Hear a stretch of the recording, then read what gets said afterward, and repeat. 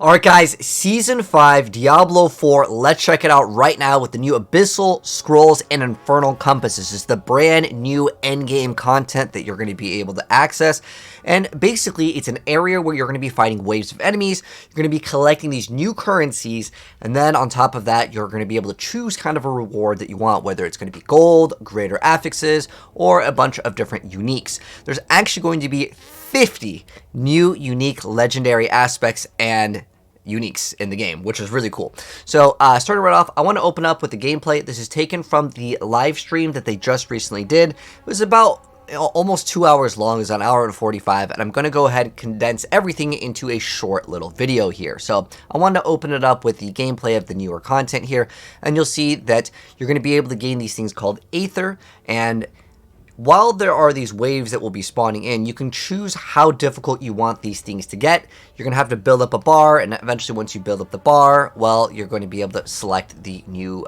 difficulty as well as the new wave that will actually come in. So that's basically how it works. I'm going to go ahead and let some gameplay kind of play out, and then I'm going to be talking about kind of the different things coming out into Season 5, and the PTR is actually starting very, very soon.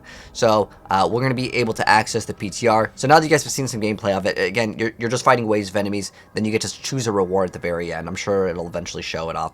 But the most important thing for the PTR start date, and there's insane amount of news over here, but it's going to be available from June 25th to July 2nd, and this is going to be PC only. They're showing off some of the newer like boss monsters here that will be in the new area.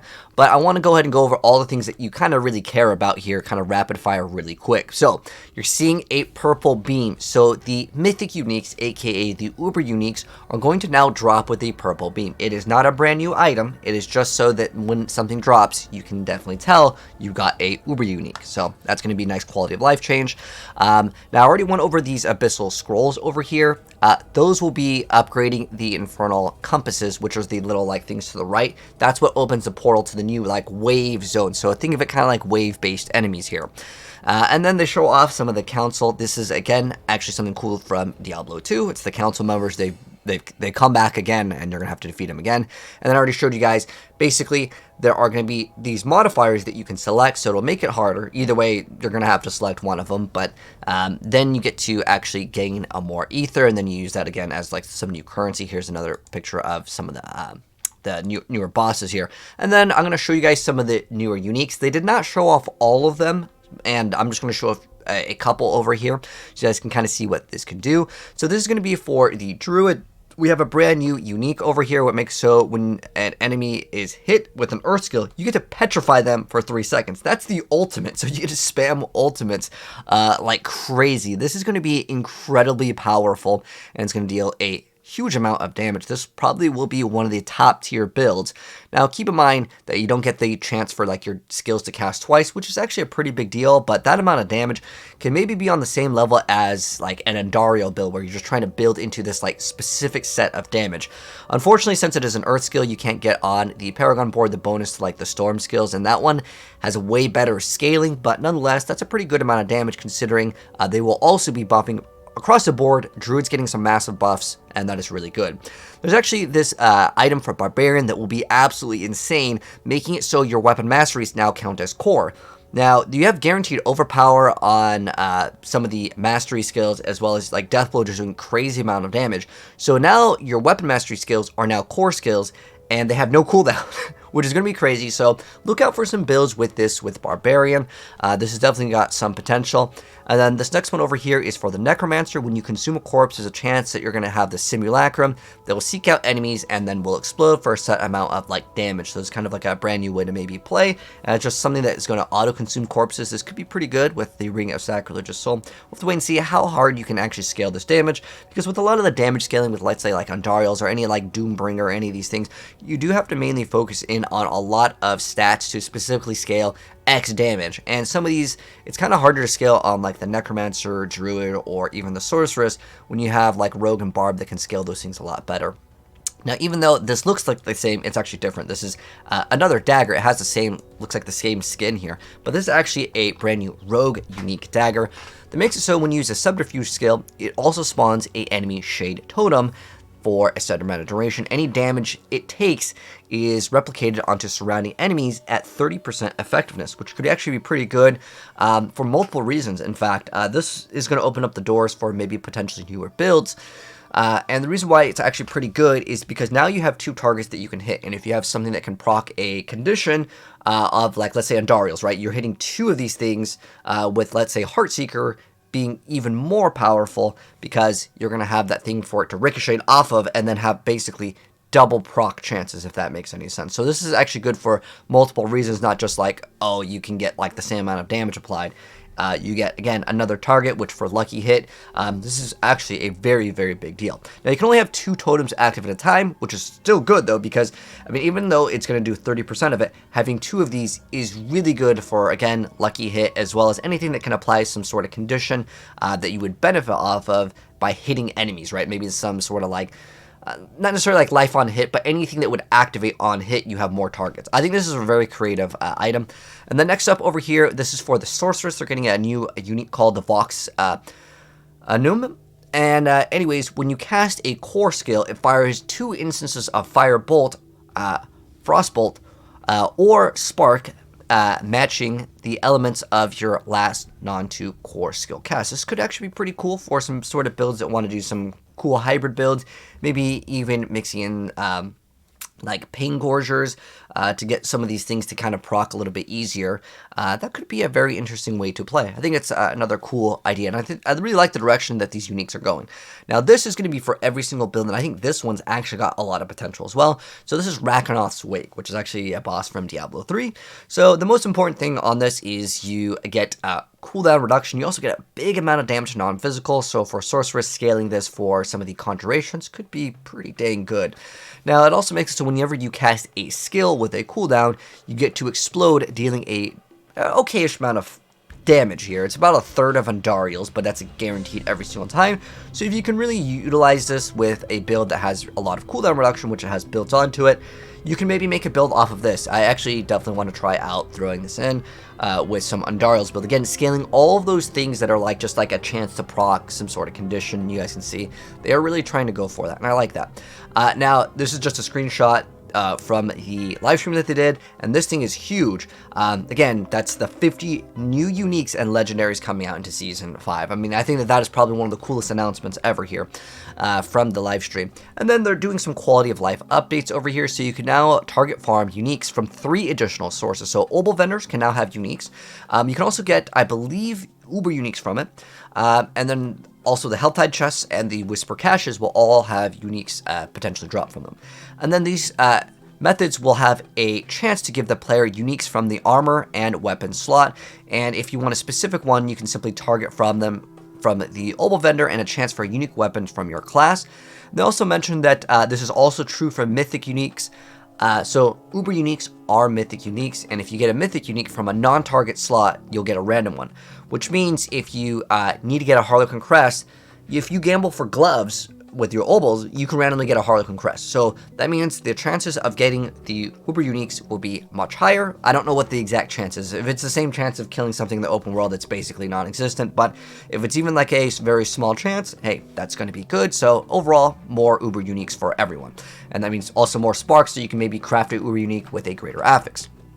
Next up, they're going to be making a lot of updates to the unique items, and not all of them are going to be shown off in the patch notes, which I will kind of briefly go over in this video, but I think we're going to have to reserve that for another video to go over every single thing, because otherwise this video will be an hour long. No joke, the patch notes are quite big, and they also want to move away from these fits-all build style of unique, so maybe expect some nerfs to something that everyone is playing. The only thing I think everyone is playing as far as a unique go is the Harlequin, and they mentioned that they're not nerfing that, but they want to move away from the generic, you play it in every single build sort of unique, basically the best in slot. So we'll have to wait and see what happens with that kind of design philosophy. On top of that, they're updating some stat affixes, specifically with uniques. If you guys didn't know, most of the time uniques are bad for this specific reason. You have a chance for like a skill to cast twice, and that is so big that nothing can really replace that. Even some of their most recent updates still won't actually address this, but basically, if you have a chance for, let's say, like rapid fire to cast twice, unless the unique power says double your damage, you literally lose double your damage because you don't have the ability to go ahead and put that on, and that is such a big deal. So they're going to be updating a lot of the stats to kind of reflect that. And so over here we have a mythic unique, aka the uber unique. They're changing those names, I guess. So Tierlist Might over here, you can see there is no difference in the item and what it does. It's now just going to show up as purple. What this helps out with is basically the visual clarity. So that's just to clear things up. And then next up, the invulnerable skills now start their cooldown at when the invulnerability ends instead of when the skill begins. So basically that means the Firebolt Firewall Sorceress is pretty much not going to exist. And then on top of that, another build that I just dropped a video on, which you could still play until Season 5, is the Druid when you cast your ultimate. Yeah, that doesn't start until it actually ends. So basically the Infinite Ultimate Druid build, play it right now, guys, while you can, before it gets nerfed. So they're also nerfing that. And then reviewing the monster crowd control, they're going to be changing that up. And then the potions can be used while you're crowd controlled, which is definitely going to be a nice thing. Now, other things that they showed off, some more uniques, because this is what I actually think is really cool, because this is how we're going to be building our characters. So new Barbarian support, Barbarian item called the Unbroken Chain. So what it allows you to do is have Steel Grasp spammable, and then it's going to make it so enemies damaged by Iron Maelstrom deal some blast damage for 6 seconds. So again, it supports that idea of specifically trying to hit everything, and then everything does less damage. So again, this is mainly for support barb, so they're really adding this to the game. You guys, if you guys haven't seen my most recent video talking about how you can actually play support characters, just like in Diablo 3, people are definitely experimenting, and there's going to be more things that come out for specifically other roles than dealing damage, which I think is cool. I like the idea of having a completely different way to play the game. Also, there are going to be some nerfs here, guys. So one of the builds that is basically going to be kind of deleted, and it still actually might be quite strong, but the Rogue Victimized no longer double dips in its damage. So cut that in half. But the good thing is, we just dropped the build for the DoomBringer Andariel, so that is probably going to be the new best rogue build, at least as of right now, as of we know.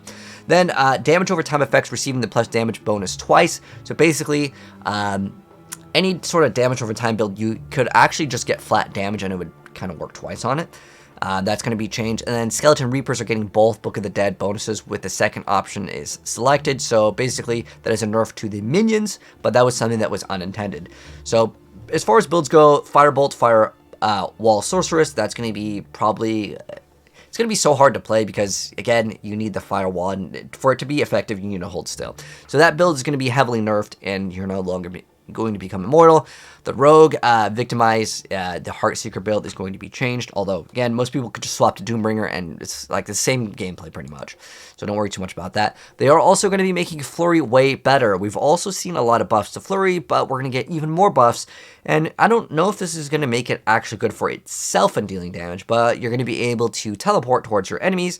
It's going to dash you to the target just like the Shred Druid, and I like this idea, but the problem is if it does 0 damage, then why do I even care about it, right? So it's going to be something that we're going to have to scale like Andariel's or something else to maybe get some sort of damage realistically, because Flurry, while they have buffed it, I don't know, like 10 times at this point, it's still going to be underwhelming at the end of the day. Even though they've buffed the Saboteur Signet, it's still not a viable way as a core skill, so again, you're going to have to become a little bit more creative with that. And then with the Sorceress, as far as what could be good next season, they're releasing these brand new pants here that actually are pretty cool. So these are Axial Conduit, and how it works is you're going to be able to shoot out Chain Lightning, and Chain Lightning is going to seek up to other targets, bounce back to you, suck more mana out, and then going to continuously deal damage. If you can successfully drain 66 mana total from yourself, and that means it cannot expire by you reaching 0 mana, you're going to get this crazy big explosion. Now, as far as I'm aware, that number is actually still lower than Andariel's, so I don't know if this is going to be very good, but there's also chance for Chain Lightning projectiles to cast twice, which is a double-edged sword, because that means they're going to drain more mana from you. You can also temper on and get more Chain Lightning, so you're going to be shooting out so much Chain Lightning that what you're going to have to do to make this build viable is stack so much resource generation as well as mana on I don't think there's mana on hit. There's mana on kill. But basically, it's going to be another game where you're going to have to be able to maintain mana. So I like the idea where it's going, but objectively, like, I can look at this and see that the damage scaling isn't going to scale as well as Andariel's, because Andariel's is already flat stronger, even though it is a chance to activate. This has to drain multiple times. It has to drain 6 mana from you each time, which means it has to go 10 times before you get the big pop damage. So unless we could scale this damage to where we're one-shotting like the level 200 Uber bosses, I would say people may just skip out on it, which is kind of sad, but, you know, I'm just trying to be realistic and give them the best feedback, but obviously that's the point of the PTR and as a Diablo partner, trying to help them out and get things up where they should be. So as far as quality life updates to tempering, I know a lot of you guys have probably seen like my meme videos where it really feels bad when you temper, right? And you don't get that thing that you want, and then the item is bricked, especially with like triple greater affix items, right? So what you get, a lot of players feel like it's out of their hands, which we agree doesn't feel great. And their solution, instead of just letting us infinitely temper, or maybe we just, after the temper costs are gone, maybe we have to spend way more material to temper on each additional time. That way the item doesn't brick. Now your item can still brick, but now you get +1 temper. That's their solution per greater affix. So that means you get 3 more chances on a triple greater affix. Now if you have any items that you have bricked, with the update coming out that will move everything to Eternal eventually for Season 5, you can still keep your items that have bricked. And the reason why is that will retroly activate, and if you have a bricked item with 3 greater affixes, well, you get 3 more rolls at it. So hold on to those if you want to keep those items and you want to maybe try again. But I don't know about the solution. Let me know, guys, how you feel about this. They said that they don't like that the RNG is completely out of the player's hands, which we agree doesn't feel great, but their solution is just to give you more chances. So you get more RNG, which is still better than nothing, but it doesn't let us control it. I think the better way to control it would be some way to reset it, whether that you have to use a spark or a very expensive material. Maybe you can use a Stygian stone and you can get 1 more temper, or the spark can reset the whole tempers back to 5 or whatever. I think there should be some sort of thing where it does not brick the item, because specifically on 3 greater affix items, it feels absolutely terrible, considering it takes billions of gold to even buy these items. Also, there's no update to an auction house or anything yet, or a armory. That was a question that was actually asked, and I was really hoping for an armory system, because sometimes when I want to swap characters, yeah, I want to play a completely different build, maybe for the same class, and at the moment, we don't have anything turned out for that. Another really cool change that I really like, even though my face is blocking it. At the top over there, it says Necromancers can use maces. Well, technically it says swords, but you're supposed to be able to use maces and axes. Now, the sorcerers can use one-handed swords and maces, and the druid will now be able to use polearms, swords, and daggers, so you're going to be able to equip more. What does this allow? Well, with the sorcerers, maybe you can do something with the DoomBringer, as that did get buffed, and then on top of that, you can get shadow damage, which can proc Talrashas. Praying that that works, because Andariel's Helm does not proc the poison damage, but maybe that could be a thing to actually increase the sorcerer's damage, and that can be a cool thing. You can also maybe throw in, like, was it AzureWrath? I like the idea of this. This is cool. It's not really going to be something that immediately everyone's going to be instantly swapping to, and there's like a new like OP build, but I like the creativity design so far off of this. And then on top of that, this is going to be one of the best changes for any of you guys that are farming the Uber bosses.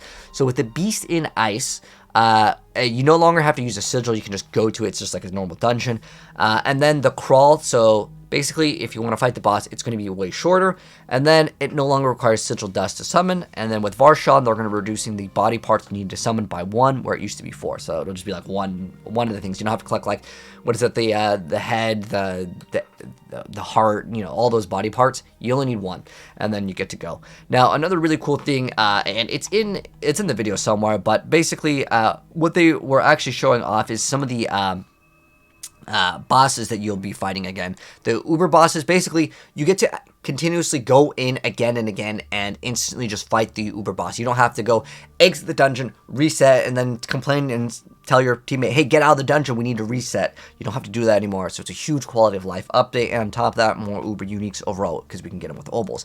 There's actually a huge amount of patch notes as well. Now, again, I'm going to reserve this specifically for, I went over everything that was important in the video for like a quick little summary here, but there is going to be individual class videos that I will be dropping literally right after this. I'm going to record all of them. I'm going to be going over all of the updates that are going to be for very specific class changes. And there is so much that I'm going to reserve it for each class. So I'm going to go over the new Necromancer buffs and the nerfs, the new Rogue buffs and the nerfs. Even though I went through a decent amount in this video, it's just going to be so long that if I went over every class, I swear this video would be over an hour long. So to make it simple, I'm going to be dropping that video very soon. But let me know, guys, what you think of the most recent update that we just went over. What are your guys' thoughts on it?